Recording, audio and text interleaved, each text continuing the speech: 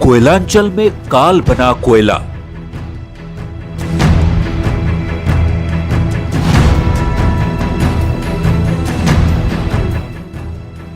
निरसा में चाल धंसने से रुक गई सांसें।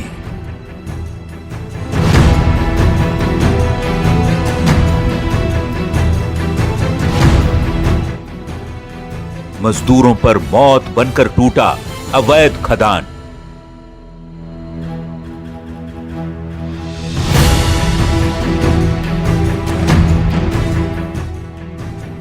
गोपीनाथपुर, दहीबाड़ी और कापासारा में हादसा।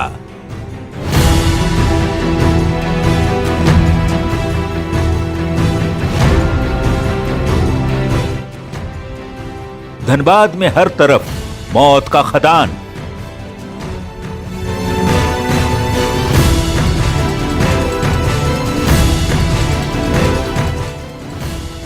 मरते मजदूरों पर क्यों मौन पड़ी है सरकार? तो सवाल तो 100% का है कि आखिर जो मजदूर मर रहे हैं उन पर मौन और चुप्पी क्यों है। धनबाद में कोयले की अवैध खदान में एक बड़ा हादसा हुआ और 3 जगहों पर चाल धंसने से 15 मजदूरों की मौत हो गई, जबकि कई लोग चाल में अभी भी दबे हुए हैं। और यह घटना है निरसा के गोपीनाथपुर, ओपीसी, दहीबाड़ी और कापासारा में। मरने वाले मजदूरों में महिलाएं भी शामिल हैं और जो लोग आसपास के स्थानीय हैं उनके मुताबिक मौत का जो आंकड़ा है वो बढ़ सकता है। खबर मिलने के बाद प्रशासन तेजी में है, यानी कि रेस हो गया है। अब इस मामले का पता लगाया जा रहा है और ये तस्वीरें हम आपको दिखा रहे हैं। ये चाल है, छोटे छोटे जो कोयले के पिलर होते हैं, पत्थरों के पिलर होते हैं, उस पर एक बड़ा पहाड़ खड़ा है क्योंकि उसके अंदर से कभी कोयले की निकासी होती थी, लेकिन अवैध जो उत्खनन है वो लगातार जारी रहा। और देखिए 3 जगहों पर चाल धंसी, 15 लोगों की मौत हुई है और कोयला का अवैध उत्खनन, उससे जीती जागती जो तस्वीरें हैं वो सामने हैं। धनबाद जिले के निरसा क्षेत्र में आज 3 बड़ी दुर्घटनाएं हुई है। खान दुर्घटना हुई है और यहाँ पर लगभग 9 जो सुबह में 100 थे वो परिजन उनसे ले गए थे। फिलहाल यहाँ से अब तक यहाँ से 500 और तत्काल निकाले गए हैं। एक महिला को भी मलबे से निकाला गया है। उस घायल महिला को यहाँ से अस्पताल भेज दिया गया है।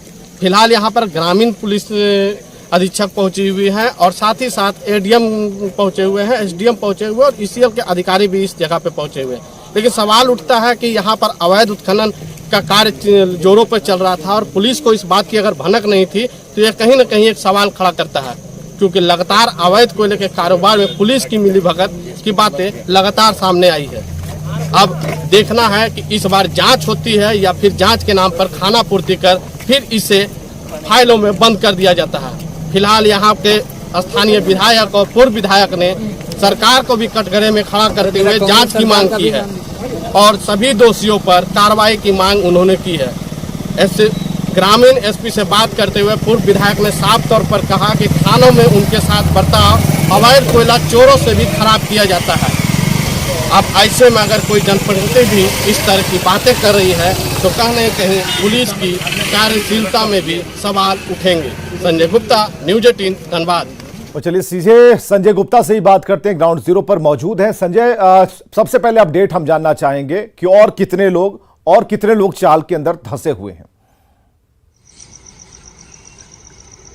फिलहाल तो जो अभी ईसीएल और जिला प्रशासन की जो कवायद चल रही थी मलबे से जो लोग दबे होने की आशंका उसको निकालने की, वो फिलहाल यहाँ थम गई। यहाँ है मैं लेकिन अपने साथी से दिखाना चाहूंगा कि यहाँ पर जो भी वाहनें थी जिला अधिकारी की या ईसीएल अधिकारी के, वो अब यहाँ से सभी को जा चुके हैं। अब यहाँ पर केवल और केवल सन्नाटा बचा हुआ है। लेकिन आज जब हमारे चैनल ने इस खबर को बड़े ही प्रमुखता से दिखाई तो जिला प्रशासन और ईसीएल रेस हुई और यहाँ पर सबसे बड़ी बात है कि एक महिला हालांकि 4 लोग मृत निकले हैं, लेकिन एक महिला जो थी वह जिंदा निकल गई। अगर हो सकता है कि हमारे चैनल इस खबर को नहीं दिखाती तो हर बार की शासन और ईसीएल कान संजय, में ऐसा तेल कहा डाल के जाता है सो कि जाती जहां और ऐसी इसी चालें तरह हैं से जिसके मुंह दरवाजे खुले हुए हैं, वहां पर पेट्रोलिंग, वहां पर व्यवस्थाएं, वहां पर पुलिस के जो लोग हैं, वहां पर जो कर्मी हैं, उनकी ड्यूटी लगाई जाती है ताकि कोई भी गलती से या फिर जानबूझकर भी इस चाल के भीतर ना प्रवेश कर पाए।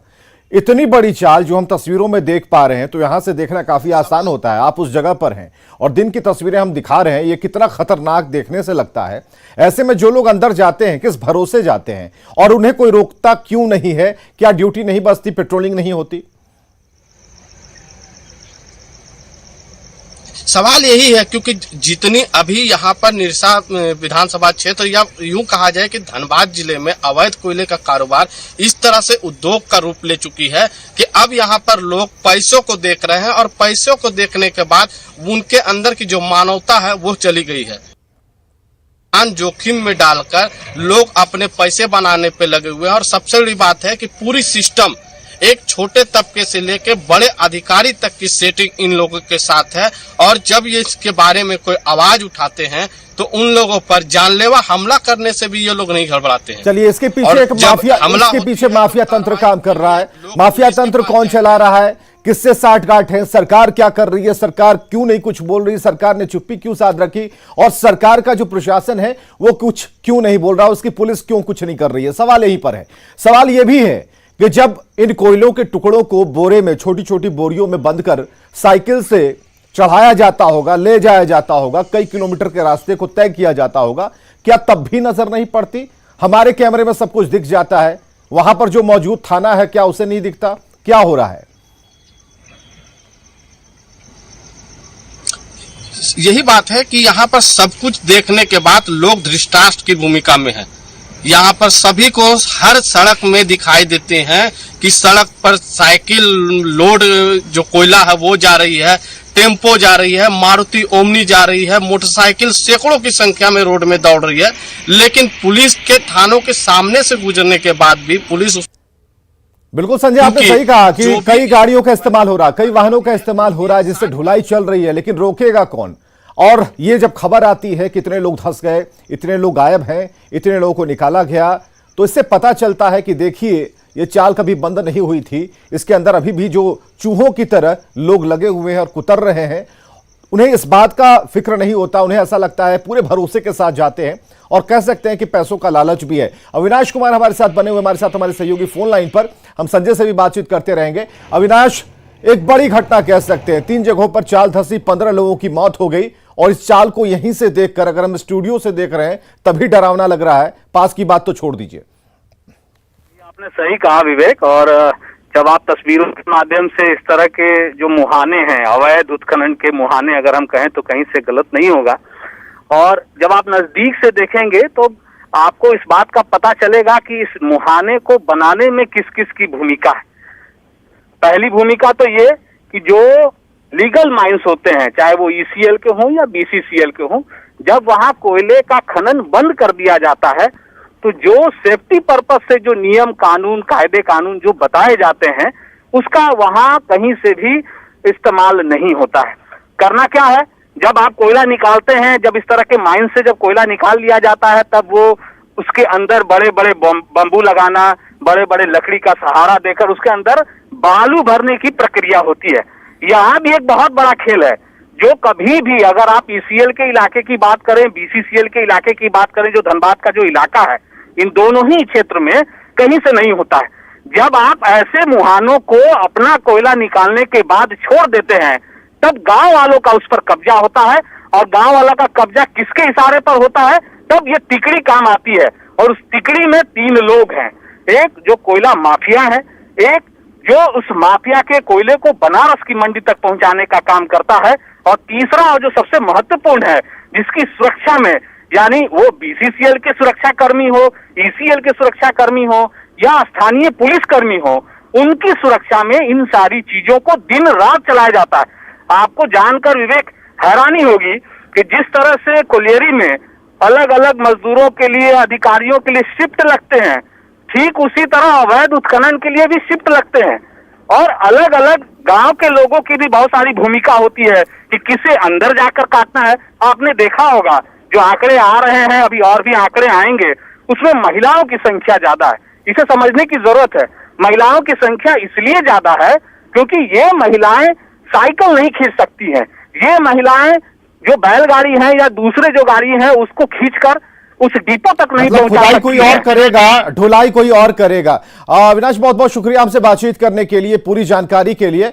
और हमारे साथ हमारे सहयोगी भी लगातार बने हुए हैं और कोशिश हम लगातार कर रहे हैं कि अपडेट जानने की, अपडेट क्या है। तो हम जानना चाहते हैं कि क्या अपडेट है, क्या अभी भी कोशिश है। और इधर निरसा विधायक अपर्णा सेन गुप्ता और पूर्व विधायक अरूप चटर्जी घटना स्थल पर पहुंचे और उन्होंने दोषियों पर कार्रवाई की मांग की है और हेमंत सरकार को जिम्मेदार ठहराया है।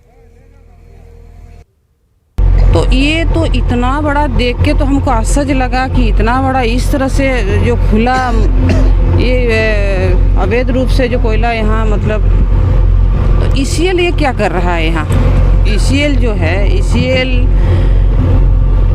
वो थोड़ा भनक नहीं है, भनक तो जरूर है इनको कि खुले में इस तरह से इतना बड़ा, कोई तो छोटा सा मुहाना है नहीं, इतना बड़ा। हम तो देख के आश्चर्य हमको लगा कि इतना बड़ा मुहाना में जो कोयला का अवैध चोरी हो रहा है और जो दोषी है उस पर हम कार्रवाई का मांग करते हैं। एकदम घोर कार्रवाई का हम मांग करते हैं कि होना चाहिए जिनका भी दोष है। हेमंत सरकार के राज में इस तरह के जो आरोप, वही तो देखने को मिल रहा है। अभी का जो सरकार, हेमंत जी की सरकार है, उनके समय में अभी कुछ दिन से जो ये हो रहा है, तो ये तो जग जाहिर है क्या हो रहा है। तो जो दोषी है उस पर हम कठोर से कठोर कार्रवाई का मांग करते हैं। रोज की कहानी है भट्टा की आपसी कंपटीशन, इतने ज़्यादा कौन माल ढुका सकता है, इसलिए सारे जगह जो इस तरीके से आप देख रहे हैं इलीगल माइनिंग हो रही है। तो ये तमाम चीज़ों को लेकर आज ये लोग प्रत्येक दिन ही मर रहे, 4 आदमी 5 आदमी करके रोज ही मर रहे हैं। सर किसे दोषी मानते हैं? देखिए, किसके नाम बोले, ये तो एक व्यवस्था है जो पैसा रांची तक जाती है। हम समझते हैं जो इसमें डीजीपी झारखंड की भी भूमिका है, उनके पास भी, हम लोगों के पास जो खबर है वो पैसा जाते हैं। तो कोयला चोरी आज के दिन हम समझते हैं जो झारखंड के इतिहास में, या हम बोलेंगे पूरी देश की आज़ादी के बाद सबसे ज़्यादा आज के दिन धनबाद में चल रही है। तो सब लोग यहाँ मिले हुए, नीचे से ऊपर तक सब लोग मिले हुए। और संजय गुप्ता हमारे साथ लगातार बने हुए हैं। संजय, जैसा कि आपने कहा कि वहां पर अंधेरा है, जहां जिस वक्त आप खड़े हैं वहां पर सब कुछ शांत है, खामोश है, कहीं कोई आवाज नहीं आ रही है। क्या रेस्क्यू कल भी चलेगा? कुछ कार्रवाइयां होंगी क्या? अभी भी ऐसा लगता है कि अंदर कुछ लोग होंगे जो दबे हो सकते हैं? अभी भी कुछ लोग दबे होने की आशंका से इनकार नहीं किया जा सकता, क्योंकि जिस तरीके से यहाँ पर सुबह सुबह घटना हुई थी और कोयला जो निकालने वाले होते हैं वो कोई 2-4 लोग नहीं होते हैं, वो सैकड़ों की संख्या में आते हैं। और हमारे साथी अविनाश जी ने भी कहा कि महिलाओं की संख्या अधिक होती है, क्योंकि महिलाएं साइकिल और मोटरसाइकिल तो नहीं चला पाएंगी, लेकिन वो अवैध कोयला स्थल में कोयला निकालने का काम जरूर करती हैं। और इसीलिए संभावना ये जरूर जताई जा रही है कि महिलाओं की संख्या यहाँ पर दबे होने की अधिक है। अभी फिलहाल सुबह में जो हमें जानकारी मिली थी, निरसा थाना क्षेत्र और पंचायत ओपी में, यहाँ निरसा विधानसभा में 3 अवैध कोल माइंस के यहाँ पर दुर्घटना हुई थी। और सुबह में संजय, हालांकि मुख्यमंत्री हेमंत सोरेन ने ट्वीट किया है, क्या ट्वीट किया है ये हम स्क्रीन पर रखने जा रहे हैं। और हेमंत सोरेन ने हादसे पर दुख जताया है। धनबाद के निरसा में कोयला खदान से कुछ लोगों के हताहत होने की सूचना मिली है। ये मुख्यमंत्री हेमंत सोरेन का ट्वीट हम पढ़ रहे हैं। जिला प्रशासन पूरी मुस्तैदी के साथ बचाव और राहत कार्य में जुटा हुआ है।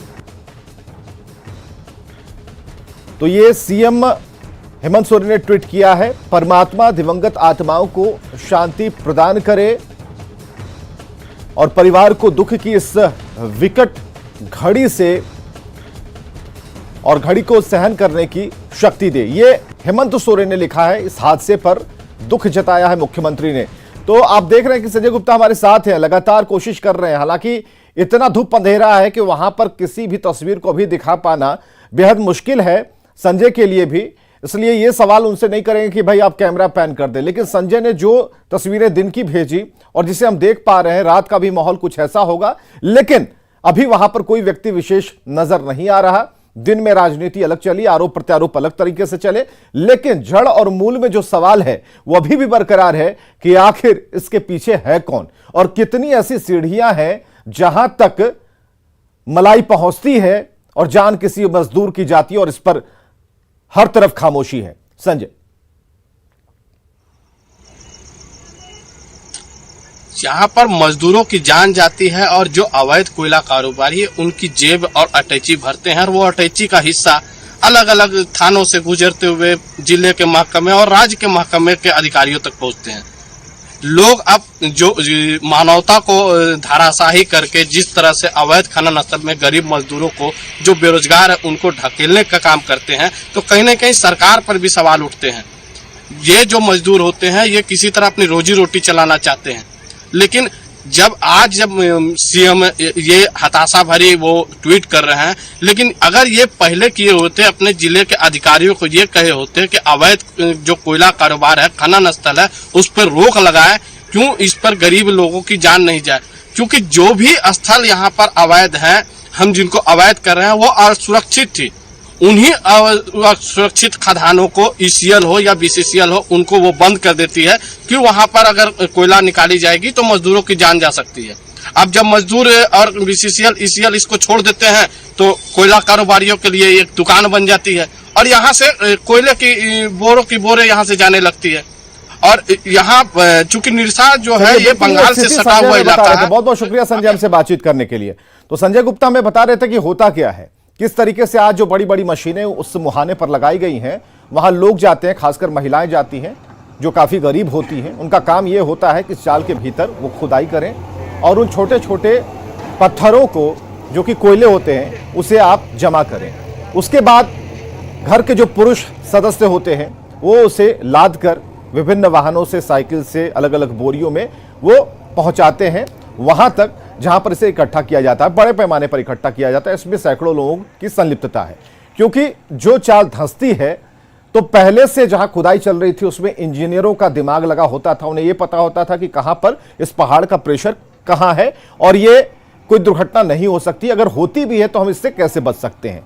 लेकिन अगर इस तरह से अवैध खनन चल रहा है तो उन्हें मालूम नहीं होता कि कहां पर खुदाई करनी है और किसे काटना है, तोड़ना है। और ऐसे में जब कोई गंभीर हादसा हो जाता है, जो इस बार हुआ है, 15 लोगों की जान गई है, इसके बाद हम चाहते हैं कि इसका उत्तर प्रशासन दे, सरकार दे।